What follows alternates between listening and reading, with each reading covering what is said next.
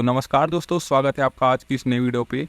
29 अक्टूबर की जो सभी शिफ्ट है वो हो चुकी है। फर्स्ट शिफ्ट, सेकंड शिफ्ट और थर्ड शिफ्ट के सभी क्वेश्चन आज आपकी इस वीडियो में लिए गए हैं। ये सभी क्वेश्चन रियल है, ऑथेंटिक है, बिल्कुल जेन्युइन क्वेश्चन है जो आपके एग्जाम में पूछे गए थे। ठीक है, तो चलिए देख लेते हैं करके सेकंड शिफ्ट और थर्ड शिफ्ट के क्वेश्चन रिलेटेबल थे जो मैंने आपको बताया थे। वैसे टाइप से क्वेश्चन आपके एग्जाम में पूछ लिए गए थे। तो देख सकते हैं यहाँ पास क्वेश्चन था आपका, लंबी कूद का पैरा एथलीट कौन था। तो ये एक स्पोर्ट्स संबंधी क्वेश्चन था। इसमें आप याद रखेंगे प्रवीण कुमार ने शुक्रवार को पेरिस 2024 पैरालंपिक में पुरुषों के हाई जंप T64 इवेंट में एशियाई रिकॉर्ड के साथ जीत दर्ज की थी और भारत के लिए रिकॉर्ड छठा स्वर्ण पदक जीता था। यह पदक खेलों के एक संस्करण में सबसे ज्यादा जीते गए स्वर्ण पदक है। 21 वर्षीय भारतीय पैरा एथलीट ने अपने दूसरे पैरालंपिक पदक के लिए 2.08 मीटर जंप की थी। ये भी आप याद रखेंगे। तो लंबी कूद का पैरा एथलेटिक बोलेंगे तो प्रवीण कुमार आ जाएगा। ठीक है, वहीं पे क्वेश्चन था आपका तीजनबाई किस नृत्य से संबंधित है करके। तो याद रखेंगे कि तीजनबाई जो की है पंडवानी नृत्य से संबंधित है और ये जो की है छत्तीसगढ़ की पारंपरिक जो की क्या है पंडवानी नृत्य से जुड़ी है। पंडवानी में संगीत के साथ महाभारत की कहानियां भी सुनाई जाती है। ये भी आप याद रखेंगे। और तीजनबाई जो की है पंडवानी की पहली महिला कलाकार है।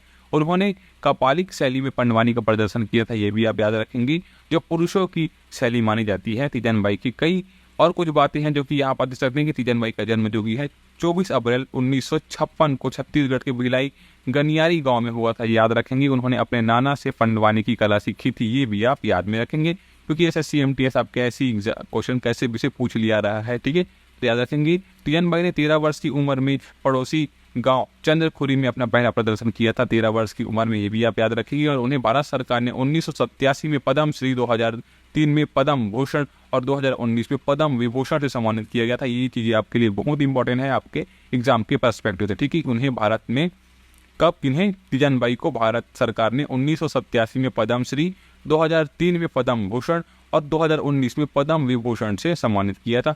उन्हें 1995 में संगीत नाटक अकादमी पुरस्कार से भी सम्मानित किया गया था। ये भी आप याद में रखेंगे। ठीक है, एक क्वेश्चन था आपका, बहमनी साम्राज्य के समकालीन 1347 में दिल्ली कौन आया था। ये पूछ लिया गया था। तो ये आप याद रखेंगे कि जब बहमनी साम्राज्य की स्थापना हुई थी 1347 में, तब दिल्ली में मोहम्मद बिन तुगलक सुल्तान था। ये भी याद रखेंगे। और बहमनी साम्राज्य के संस्थापक अलाउद्दीन बहमन शाह ने मोहम्मद बिन तुगलक के खिलाफ विद्रोह किया था। ये भी आप याद में रखेंगे। ठीक है, तो यहाँ पास आंसर क्या बनता है आपका कि बहमनी साम्राज्य के समकालीन 1347 में दिल्ली में कौन आया था। तो ये आप याद रखेंगे कि कौन आया था दिल्ली में, मोहम्मद बिन तुगलक सुल्तान था। ठीक है, वहीं पे क्वेश्चन था आपका, पांडिचेरी किस नदी के किनारे है करके। तो देखिए पांडिचेरी से संबंधित 2 क्वेश्चन पूछे गए थे आपके शिफ्ट 3 में। देख लेंगे कि यहाँ पास पांडिचेरी जो कि है शंकरापर्णी नदी के किनारे बसा है। शंकरापर्णी नदी को वहरन नदी है ना, वहरन नदी या गिंगी नदी के नाम से भी जाना जाता है। और इससे संबंधित और क्या है कि यह नदी तमिलनाडु और पांडिचेरी केंद्र शासित प्रदेश में बहती है। ये आप याद रखेंगे। इसके अलावा पांडिचेरी से जुड़ी कुछ और नदी है जो कि है कराईकल, जो कि है कराईकल में कावेरी नदी, और यानाम में गोदावरी, और कोरिया नदी माहे नदी। ये क्या है पांडिचेरी नदी से संबंधित जुड़ी हुई है। ठीक है, वहीं पे क्वेश्चन था आपका, सबसे ज्यादा लिंगानुपात किस केंद्र शासित प्रदेश में है करके। तो इसका जो कि आंसर है वो हो जाएगा आपका पांडुचेरी, जो कि मैंने आपको इससे पहले वाली वीडियो में आपको बताया हुआ था ये चीज का। एक क्वेश्चन था आपका, कुचिपुड़ी के लिए किस 2022 में साहित्य नाटक अकादमी पुरस्कार मिला था। ये पूछ लिया गया था। तो इसका जो कि आंसर है वो हो जाएगा आपका पद्माजा रेड्डी को संगीत नाटक अकादमी पुरस्कार मिला था 2022 को। ये सेम क्वेश्चन आपके SSC MTS में पहले पूछे हुआ क्वेश्चन है। ठीक है, यह पुरस्कार भारत सरकार कलाकारों को अभ्यास करने के लिए देती है। पद्मजा रेड्डी जो कि हैदराबाद से, ये भी आप याद रखेंगे। और कुचिपुड़ी नृत्य के प्रणव संस्थान नामक एक नृत्य अकादमी भी चलाती है। ये भी आप याद में रखेंगे। वहीं पे क्वेश्चन था आपका 1856। ठीक है, 1856 में विधवा पुनर्विवाह अधिनियम किसने शुरू किया गया था। ये सेम क्वेश्चन आपके SSC MTS में पूछा हुआ क्वेश्चन है। तो इसका जो कि आंसर है वो हो जाएगा आपका लॉर्ड कैनिंग ने किया था। ठीक है, हिंदू विधवा पुनर्विवाह अधिनियम। ठीक है, इस अधिनियम का मसौदा लॉर्ड डलहौजी ने तैयार किया था। यह अधिनियम 16 जुलाई 1856 को पारित हुआ था और 26 जुलाई 1856 को लागू किया गया था। ये आप याद में रखेंगे। वहीं पे क्वेश्चन था आपका, चंद्रगुप्त मौर्य के बाद कौन शासक था। तो ये सेकंड शिफ्ट का क्वेश्चन है सेम टू सेम है। इनका जो कि आंसर है वो हो जाएगा आपका बिंदुसार। ठीक है, इसका मैंने पूरा एक्सप्लेनेशन आपके सेकंड शिफ्ट वाले वीडियो में बताया था आपको। ठीक है, तो ध्यान रखेंगे यहाँ पास। और एक क्वेश्चन था आपका यहाँ पास मंगल पल्ली बाल मुरली कृष्ण को पद्म विभूषण अवार्ड कब मिला करके, तो ये आप याद रखेंगे 1975 में मिला था, याद रखेंगे, ठीक है। और इसी टाइम क्या लगा था, आपातकाल की घोषणा हुई थी किसके द्वारा, इंदिरा गांधी की सरकार के द्वारा, ये भी आप याद में रखेंगे, ठीक है। एक क्वेश्चन था आपका, राज्य विधानमंडल में निचला सदन कौन सा होता है, तो ये आप याद रखेंगे कि राज्य विधानमंडल में निचला सदन जो होता है वो विधानसभा का होता है। विधानसभा राज्य स्तर पर कानून और नीतियां बनाने के लिए जिम्मेदार होती है, ये भी आप याद में रखेंगे। एक क्वेश्चन था आपका, जॉनी बिल मेला कहाँ लगता है, ये पूछ लिया गया था, तो ये आपके असम के मोरीगांव जिले में लगता है। तो अगर आपके ऑप्शन में असम होगा तो वो भी आपका आंसर बिल्कुल सही हो जाएगा। यह मेला गुवाहाटी से 65 किलोमीटर दूर और जगी रोड से 3 किलोमीटर दूर है। इस मेले को नेशनल हाईवे 37 राष्ट्रीय मार्ग से जोड़ा गया है, ये भी आप याद रखेंगे। और जॉनीबल मेला जो कि असम की पारंपरिक शिवोत्सव माघ बिहू के दौरान लगता है, असम का जो कि पारंपरिक त्यौहार है वो बिहू भी है, ये भी आप याद रखेंगे। यह 3 दिनों का मेला है, ये भी आप याद रखेंगे। और इस मेले का आयोजन टीवा जनजाति के पारंपरिक राजा गोभा देवराज के संरक्षण में होता है, ये भी आप याद रखेंगे। और यह मेला भारत का एकमात्र ऐसा मेला है जहां आज भी वस्तु विनिमय प्रणाली का इस्तेमाल किया जाता है। तो क्वेश्चन बन सकता है कि भारत में आज भी वस्तु विनिमय प्रणाली का इस्तेमाल किस मेला में किया जाता है, तो वो हो जाएगा आपका जॉनीबॉल मेला। और वो कहाँ लगता है पूछा गया, तो वो भी आप याद रखेंगे, असम में लगता है, ठीक है। वहीं पे क्वेश्चन था आपका, मांडू का जहाज महल किसने बनवाया था, ये पूछा गया था। तो ये आप याद रखेंगे, सुल्तान गयासुद्दीन खिलजी ने 15वीं शताब्दी में इसे बनवाया था, किसका, जहाज महल को, ठीक है। सारंगी को किसने प्रसिद्ध बनाया, ये पूछ लिया गया था। तो सारंगी को प्रसिद्ध बनाने का श्रेय भारतीय संगीतकार पंडित राम नारायण को दिया जाता है, याद रखेंगे।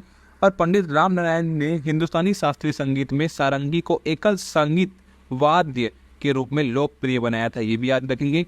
और वे वैश्विक स्तर पर प्रसिद्ध हासिल करने वाले पहले सारंगी कलाकार थे, ये भी आप याद रखेंगे। और उनका जन्म जो कि है 25 दिसंबर 1927 को राजस्थान के आमेर गांव में हुआ था, ये आप याद रखेंगे। तो बात रही सारंगी को प्रसिद्ध बनवाने की, तो वो होगा आपका पंडित राम नारायण को, ठीक है।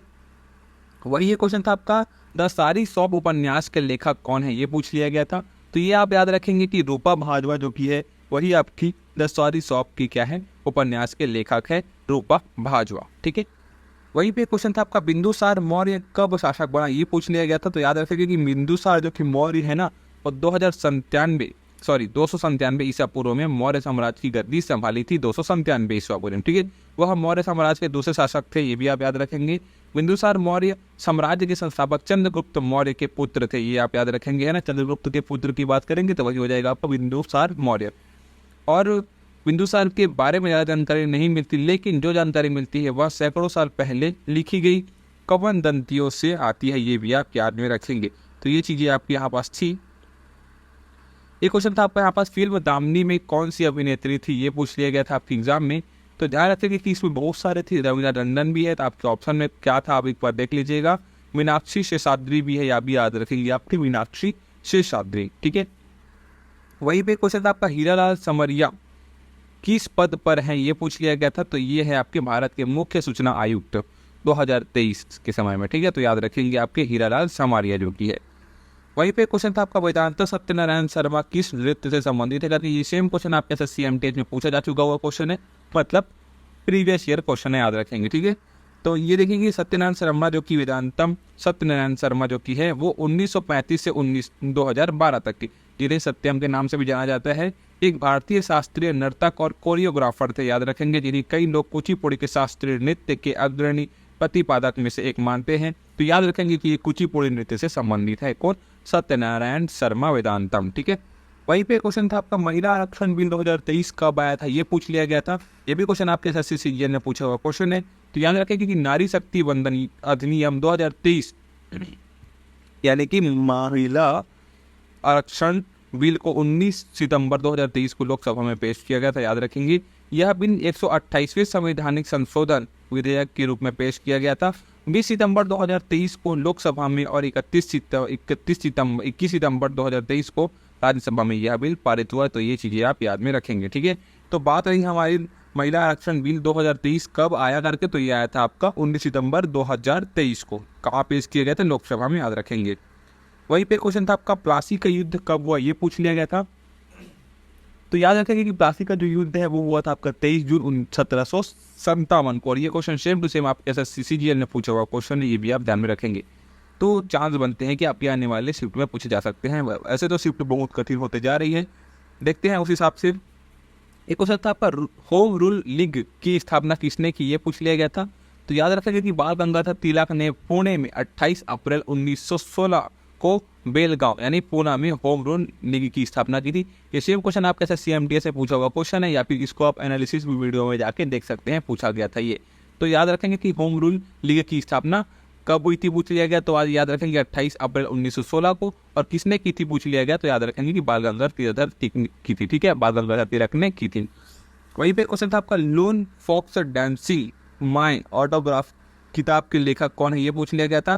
तो लोन फॉक्स डांसिंग माई ऑटोग्राफी किताब के लेखक जो कि है वो है आपके रस्किन बॉन्ड। ये सेम क्वेश्चन आपके एग्जाम में पूछा हुआ क्वेश्चन है, याद रखेंगे। रस्किन बॉन्ड ने अपनी पहचान के जरिए राष्ट्र और राष्ट्रवाद से जुड़े एक अहम सवाल को उठाया। उनका जन्म ब्रिटिश माता पिता के घर हुआ, लेकिन उनका पालन पोषण भारत में हुआ था, याद रखेंगे। तो रस्किन बॉन्ड जो कि है वो है आपकी लोन फॉक्स डांसिंग माई ऑटोग्राफी के लेखक। ठीक है, वहीं पे क्वेश्चन था आपका, साइक्लोहेक्सेन। साइक्लोहेक्सेन किस प्रकार का योग है, या फिर इससे संबंधित कुछ क्वेश्चन पूछा गया था। तो याद रखेंगे कि साइक्लोहेक्सेन का आणविक सूत्र C6H12 है। यह एक संतृप्त कार्बनिक यौगिक है जिसमें सभी 6 कार्बन एकल बंधों के साथ बंध वलय प्रारूप में जुड़े हुए होते हैं। तो ये चीजें आप याद में रखेंगे, इसका सूत्र भी याद रख सकते हैं C6H12। ठीक है, वहीं पे क्वेश्चन था आपका, संविधान का कौन सा भाग संघ और राज्य क्षेत्र से जुड़ा हुआ है, ये पूछ लिया गया था। तो ध्यान में रखेंगे कि भारत का संविधान का भाग 1 संघ और उसके क्षेत्रों में से जुड़ा है।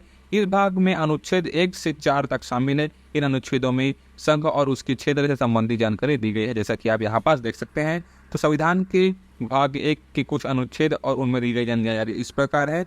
अनुच्छेद 1 में भारत को राज्यों का संघ घोषित किया गया है और भारत के क्षेत्रों का भी उल्लेख किया गया है। वहीं अनुच्छेद 2 की बात करें तो संघ को नए राज्यों की स्थापना करने और उनमें प्रवेश करने का अधिकार दिया गया है, याद रखेंगे। वहीं हम अनुच्छेद 3 की बात करें तो नए राज्यों का निर्माण और मौजूदा राज्य के क्षेत्रों, सीमाओं या नामों में बदलाव से जुड़ी जानकारी दी गई है। और वहीं हम अनुच्छेद 4 की बात करेंगे तो अनुच्छेद 2 और 3 के तहत बनाए गए कानूनों में पूरक, आकस्मिक और परिणामी प्रावधान शामिल करने का प्रावधान अनुच्छेद 4 के अंतर्गत दिया गया है, तो याद रखेंगे। तो यहाँ पर क्वेश्चन क्या था आपका कि संविधान का कौन सा भाग संघ और राज्य से जुड़ा हुआ है, तो याद रखेंगे कि संविधान का भाग 1 से लेकर 4 तक जो कि है ना, अनुच्छेद में 1 से लेकर 4 तक जो कि है भारत के संघ और राज्य से जुड़ा हुआ है। ठीक है, वहीं पे क्वेश्चन था आपका यहाँ पर, 2011 की जनगणना के अनुसार भारत का जनसंख्या कितना रहा है। सेम क्वेश्चन आपके साथ सीरियल ने पूछा हुआ क्वेश्चन है, सिर्फ यही क्वेश्चन आपके साथ CMTS में पूछा हुआ क्वेश्चन है। तो याद रखेंगे 2011 की जनगणना के अनुसार देश की जनसंख्या 1210 मिलियन तक पहुंच गई थी, है ना। वही 2011 की जनगणना अंतरिम आंकड़ों के अनुसार देश की जनसंख्या कितना 1210.19 मिलियन है, जिसमें 623.72 मिलियन है ना, और 51.54 पुरुष और 586.46 मिलियन या फिर 48.46% क्या थी, महिलाएं थी। तो ये आप याद में रखेंगे। ठीक है, तो पूरा हम मोटा मोटा क्या याद रख सकते हैं कि 1210 मिलियन जो कि थी 2011 की जनगणना थी। ठीक है, वहीं पे क्वेश्चन था आपका, इसी में और क्या देखने की बात है कि 2011 की जनगणना भारत की 15वीं नंबर की जनगणना थी, भी आप याद रखेंगे, और आज़ाद भारत की 7वीं जनगणना थी, ये आप याद रखेंगे। ठीक है, आज़ाद भारत की बात करेंगे तो ये 7वीं नंबर की जनगणना होगी, और भारत की बात करेंगे तो 15वीं नंबर की होगी, याद रखेंगे 2011 की जनगणना। इस जनगणना के आयुक्त C चंद्रमौली थे। ये क्वेश्चन आपके एग्जाम में पूछ लिया जाता है, तो थोड़ा ध्यान में रखेंगे कि देखेंगे।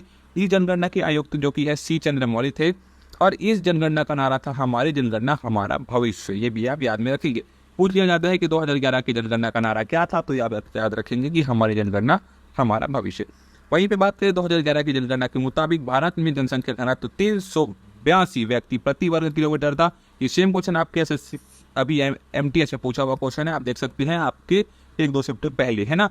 और वहीं इस जनगणना के मुताबिक भारत में साक्षरता दर 74.04 थी। इसमें पुरुषों की साक्षरता दर 82.14, जबकि महिलाओं की साक्षरता दर जो की है 65.46 थी। ये भी आप याद में रखेंगे। ठीक है, क्योंकि जैसे दोस्तों ऐसे क्वेश्चन पूछ लिए जाते हैं, इससे रिलेटेबल क्वेश्चन पूछ लिए जाते हैं, इसलिए इसको कवर कराना पड़ जाता है। ठीक है, एक क्वेश्चन इसी में था कि 2011 की जनगणना के मुताबिक भारत में कुल घरों की संख्या 248.8 मिलियन थी। ये भी आप याद में रखेंगे, क्योंकि SSC अभी ऐसे क्वेश्चन पूछ रहे हैं जो आउट ऑफ सिलेबस भी बोल सकते हैं या फिर बहुत ही टफ क्वेश्चन पूछ रहे हैं, तो इसलिए हमें सभी चीज़ को लेकर चलना पड़ता है। ठीक है, एक क्वेश्चन था आपका 2011 की जनगणना के अनुसार ही कि 2011 की जनगणना के अनुसार किस राज्य का बाल लिंगानुपात सबसे ज़्यादा रहा है, ये पूछ लिया गया था। ये सेम क्वेश्चन आपके SSC MTS में पूछा हुआ क्वेश्चन है। अगर आपने एनालिसिस वीडियो देखी होगी ना तो आपसे ये बन जाना चाहिए। तो यहाँ पर इसका सिंपल सा आंसर है आपका अरुणाचल प्रदेश। मैंने 2 से 3 वीडियो में आपको इसका आंसर बताया था, ठीक है। तो याद रखेंगे,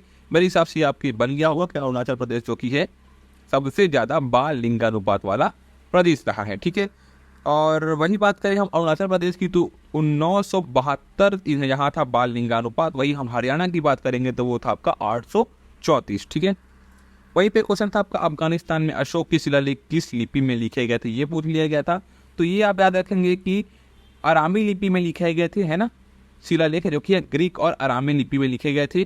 कंधार में पाया गया अशोक का द्विभाषी शिलालेख ग्रीक और अरामी दोनों भाषाओं में लिखा गया था। इस शिलालेख को ब्रिटिश पुरातत्वविद और इतिहासकार जेम्स प्रिशियप ने पढ़ा था, ये भी आप याद में रखेंगे। यह शिलालेख 3री शताब्दी ईसा पूर्व का है और काबुल संग्रहालय में संरक्षित है, ये भी आप याद में रखेंगे। ये शिलालेख कहाँ संरक्षित है पूछा गया तो याद रखेंगे आपके काबुल संग्रहालय में संरक्षित है। एक क्वेश्चन पूछा गया था आपका ICC हॉल का फ्रेम में शामिल होने वाले पहली भारतीय महिला क्रिकेटर कौन थी, ये पूछ लिया गया था। तो यहाँ पास नीतो डेविड जो की है वो international cricket council ICC hall of fame में शामिल होने वाली भारत की दूसरी महिला क्रिकेटर है, याद रखेंगे। नीतू ने नवंबर 1995 में इंग्लैंड के खिलाफ एक पारी में 93 रन देकर 8 विकेट लिए थे। यह रिकॉर्ड अब तक कायम है। नीतू ने भारत को पहली बार वर्ल्ड कप फाइनल में पहुंचाने में अहम भूमिका निभाई थी, ये भी आप याद में रखेंगे। तो नीतू डेविड जो की है जो है क्या थे आपके पहली भारतीय महिला क्रिकेटर है जो कि है ना। एक क्वेश्चन था आपका यहाँ पास हड़प्पा सभ्यता में स्नानागार यानी मोहनजोदड़ो के महान स्नानागार को बनाने में किसका इस्तेमाल किया गया था, ये पूछ लिया गया था। तो याद रखेंगे कि मोहनजोदड़ो के महान स्नानागार को बनाने में पकी हुई ईंटों का इस्तेमाल किया गया था। इसी से संबंधित और है कि इस स्नानागार को प्राकृतिक तार की परते से जलरोधी बनाया गया था, ये भी आप याद रखेंगे। और इस स्नानागार के किनारों और फर्श पर जिप्सम प्लास्टर के साथ बारीक ईंटें लगाई गई थी, ये भी आप याद में रखेंगे, ठीक है। इस स्नानागार के किनारों पर बिटुमेन प्राकृतिक तार की एक मोटी परत बिछाई गई थी। तो इनमें से अगर आपके ऑप्शन में होगा तो वही आपका आंसर क्या हो जाएगा, बिल्कुल सही हो जाएगा। इस स्नानागार के पूर्वी, उत्तरी और दक्षिणी किनारों पर ईंट की स्तंभिकाएं पाई गई हैं और इस स्नानागार के फर्श पर अद्भुत जली हुई ईंट का काम था, ये भी आप याद में रखेंगे।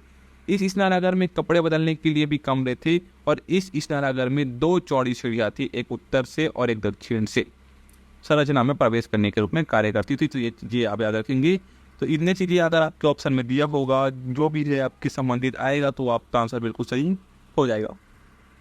वहीं पे क्वेश्चन था आपका मौजूदा चट्टान को कार्यांतरित मौजूदा चट्टानों को कार्यान्तरित चट्टान में बदलने की प्रक्रिया क्या कहलाती है, ये पूछ लिया गया था। तो ये आप रखेंगे आप मेटामॉर्फोसिस, है ना, मेटामॉर्फिस क्या चीज़ है आपको यहाँ पर याद रखेंगे, मेटामॉर्फोसिस कहलाती है, ये आप याद रखेंगे। इस प्रक्रिया में चट्टान को पिघलाए बिना उच्च तापमान और दबाव के कारण उसमें गंभीर भौतिक और रासायनिक बदलाव आते हैं। इस प्रक्रिया के दौरान चट्टान की मूल संरचना से नए क्रिस्टल विकसित हो जाते हैं, ये भी आप याद में रखेंगे। तो ये आप याद रखेंगे कि मेटामॉर्फोसिस जो की है वही आपकी क्या कहलाती है कौन सी, मौजूदा चट्टान को कार्यान्तरित चट्टान में बदलने की प्रक्रिया मेटामॉर्फोसिस कहलाती है, आप यहाँ पर देख भी सकते हैं। वही पे क्वेश्चन था आपका परमाणु संख्या 56 वाले तत्व बेरियम किस समूह से संबंधित है, ये पूछ लिया गया था। ये साइंस से संबंधित क्वेश्चन है। तो याद रखेंगे परमाणु संख्या 56 वाला तत्व बेरियम आवर्त सारणी के समूह 2 का 5वां तत्व है, याद रखेंगे। यह S ब्लॉक से संबंधित है, ये भी आप याद रखेंगे। और इसमें देखिए बेरियम एक नरम चांदी जैसा क्षारीय मृद धातु, ये भी आप याद रखेंगे। और इसका प्रतीक Ba है, ये भी आप याद रखेंगे, मतलब सिंबल बोल सकते हैं इसको, ठीक है। कमरे के तापमान पर यह ठोस होता है। बेरियम का इलेक्ट्रॉनिक विन्यास जो कि है Fe6S2, ये है आप याद रखेंगे।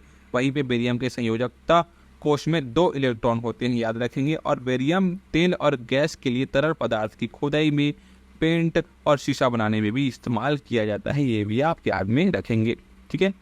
और बेरियम जो कि है बेराइट के प्रमुख अयस्कों में से एक है, ये भी आप याद रखेंगे, ठीक है।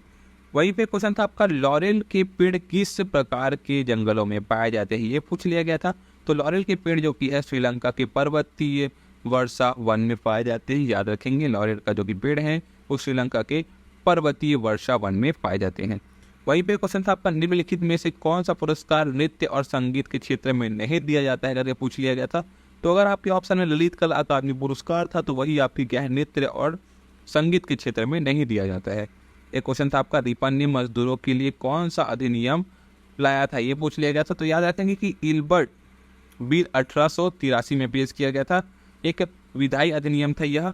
एक इस अधिनियम में यह प्रावधान था कि ब्रिटिश और यूरोपीय नागरिकों पर भारतीय न्यायाधीशों द्वारा सत्र न्यायालयों में मुकदमा चलाया जा सकता है, ठीक है। और इसे किसने पेश किया था, तो याद रखेंगे लॉर्ड रिपन ने पेश किया था। तो अधिनियम 1800 का क्या था, इल्बर्ट बिल 1883 में, ठीक है। वही था। एक क्वेश्चन था, बिहार के 9वीं बार के मुख्यमंत्री कौन बने थे, ये पूछ लिया गया था। तो ध्यान रखेंगे कि हरिहर सिंह इसका राइट आंसर होगा, जो कि है बिहार के 9वीं बार के मुख्यमंत्री बने थे। और वर्तमान में कौन है आप इसको कमेंट में जरूर बताइएगा, ठीक है। एक क्वेश्चन था आपका, अंडाल दक्षिण भारत की एक महिला थी और इसमें आपका खाली स्थान पे पूछ लिया गया था। तो ये याद रखेंगे संत महिला थी, जो कि अंडाल दक्षिण भारत की एक संत महिला थी। वहीं पे क्वेश्चन था आपका, किस राज्य के मुख्यमंत्री ने नवंबर 2021 में द्वारे राशन घर पर या फिर राशन द्वारे जिसको बोलते हैं हम, घर पर राशन की योजना शुरू की गई थी। तो ये आप याद रखेंगे पश्चिम बंगाल जो कि है ना, पश्चिम बंगाल की मुख्यमंत्री ममता बनर्जी ने 16 नवंबर 2021 को द्वारे राशन घर पर राशन योजना की शुरू की थी। इस राज्य के करीब 10 करोड़ लोगों को फायदा हुआ था, ये भी आप याद में रखेंगे, ठीक है। तो यहाँ पर ध्यान रखने वाली बात यह है कि पश्चिम बंगाल में शुरू की गई थी 16 नवंबर 2021 को। वहीं पे क्वेश्चन था आपका, कर्नाटक संगीत की त्रिमूर्ति किसे कहा जाता है, ये पूछ लिया गया था। तो याद रखेंगे कि त्यागराज मुथुस्वामी दीदीतार है ना, त्यागराज मुथुस्वामी दीदीतार और श्यामा शास्त्री को कर्नाटक संगीत की त्रिमूर्ति कहा जाता है या फिर तीनों रत्न कहा जाता है, याद रखिए, ठीक है। ये क्वेश्चन आपके एसएससी सीजीएल में पूछा हुआ क्वेश्चन है, ये भी आप ध्यान में रखेंगे। एक क्वेश्चन था आपका, कौन राज्य योजना बोर्ड के अध्यक्ष के रूप में कार्य करता है। तो इसका सिंपल सा आंसर था आपका मुख्यमंत्री, जो कि है ना, वही आपकी क्या है, राज्य योजना बोर्ड के अध्यक्ष रूप में कार्य करता है। एक क्वेश्चन था आपका, 37वें राष्ट्रीय खेल में महाराष्ट्र ने कितने स्वर्ण पदक जीते थे, ये पूछ लिया गया था। तो उन्होंने 80 स्वर्ण पदक जीते थे महाराष्ट्र ने। इस तरह महाराष्ट्र ने कुल 228 पदकों के साथ पदक तालिका में शीर्ष स्थान हासिल किया था। महाराष्ट्र ने इस जीत के साथ राजा भालेंद्र सिंह ट्रॉफी भी जीती थी, ये भी आप याद रखेंगे। कौन सी ट्रॉफी, राजा भालेंद्र सिंह ट्रॉफी भी जीती थी महाराष्ट्र ने। यह ट्रॉफी राष्ट्रीय खेलों में सबसे ज़्यादा स्वर्ण पदक जीतने वाली टीम को दी जाती है, ये भी आप याद में रखेंगे। वहीं पे क्वेश्चन था आपका, पूरी यात्रा की भगवान के लिए किस भगवान के लिए होती है, पूछ लिया गया था। यहाँ पे जगन्नाथ पूरी की जो यात्रा है वो किस भगवान के लिए संबंधित है, व्यक्ति से संबंधित है, पूछ लिया गया था। तो याद रखेंगे कि ये सेम क्वेश्चन आपके MTS और CGL में पूछा हुआ क्वेश्चन है। तो ये ओडिशा से संबंधित है, ये भी याद रखेंगे कि ओडिशा में जो जगन्नाथ भगवान जो कि है ना, जगन्नाथ बलभद्र और सुभद्रा के लिए पूरी यात्रा की जाती है, ये भी आप याद रखेंगे। मुख्य रूप से कृष्ण भगवान जो कि है इनसे संबंधित है, ये भी आप याद में रखेंगे, ठीक है। और जो जगन्नाथ मंदिर है वो कहाँ स्थित है, पूछ लिया जाए तो वो भी आप याद रखेंगे कि ओडिशा में स्थित है, ठीक है। एक क्वेश्चन था आपका, अर्जुन सिंह ध्रुवे को किस नृत्य शैली में उनके योगदान के लिए 2022 में पद्म श्री से सम्मानित किया गया था। तो देखिए बैगा नृत्य के लिए उन्हें 2023 में क्या है, पद्म श्री से सम्मानित किया गया था, ये भी आप याद में रखेंगे, ठीक है।